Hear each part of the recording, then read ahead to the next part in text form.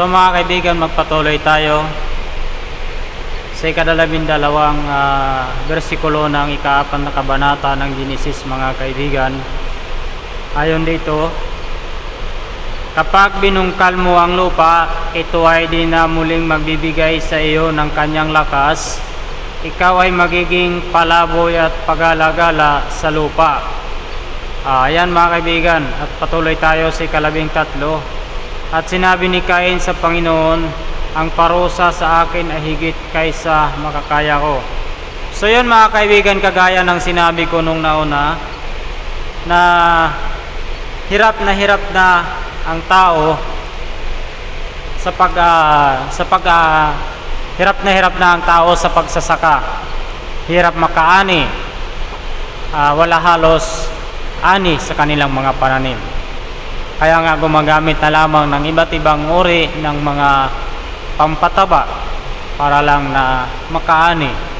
Ngunit nakaani nga, gumastos naman ng malaki. Yun ang nagiging kapital.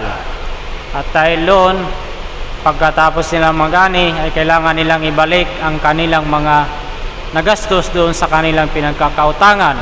At ang yung natira sa kanila ay hindi sapat para sa darating na anihan na naman. So hirap na mga kaibigan. Kasi ayon dito sa Biblia, ayon dito sa sinabi ng Biblia mga kaibigan, kapag binungkal mo ang lupa, ito ay di na muling magbibigay sa iyo ng kanyang lakas. Ikaw ay magiging palaboy at pagala-gala sa lupa. O yung iba mga kaibigan na kagaya ko mga kaibigan, na isa akong magsasaka. Noong panahon,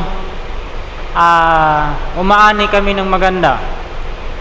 Ngunit dahil sa mga hindi inasahan na mga sitwasyon, ang papa ko ay umiwas na sa kanyang gawain sa simbahan mga kaibigan. Dahil na din sa aking mga pinsan, mga kamag-anak ng nanay ko, na kung ano-ano na lang pinagsasabi, hindi nila naintindihan. Ang papa ko ay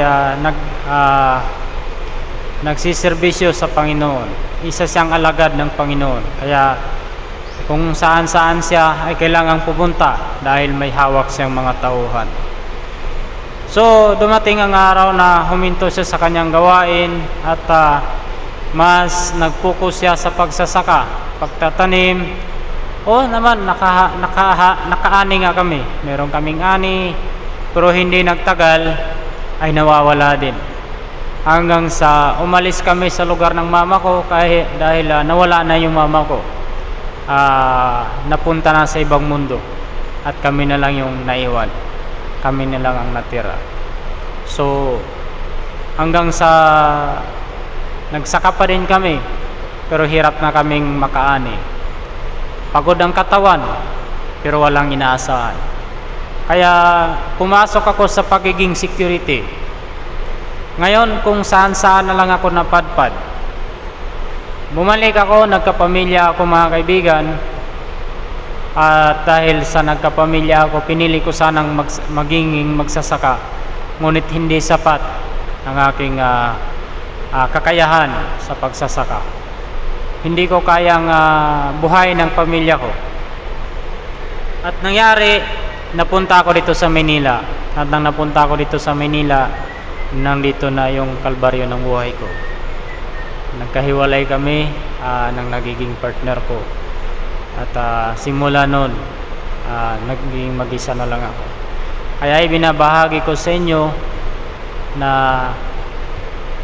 yun, dahil sa mga nangyayari noong kapanahonan ni Cain, kung anong ginawa niya sa kanyang kapatid, ay nangyayari sa kapanahonan ngayon dahil minana natin sa kanila, dahil sila yung ating mga ninuno. Sila yung pinagmulan ng buhay natin. Sila yung kauna-unahang tao dito sa mundo. Kaya mga kaibigan, sana kahit mahirap ang buhay natin, at magpatuloy lang tayo sa pananampalataya sa Panginoon dahil siya ang nagbibigay sa atin ng lahat. So magandang araw mga kaibigan, ingat kayo palagi, God bless.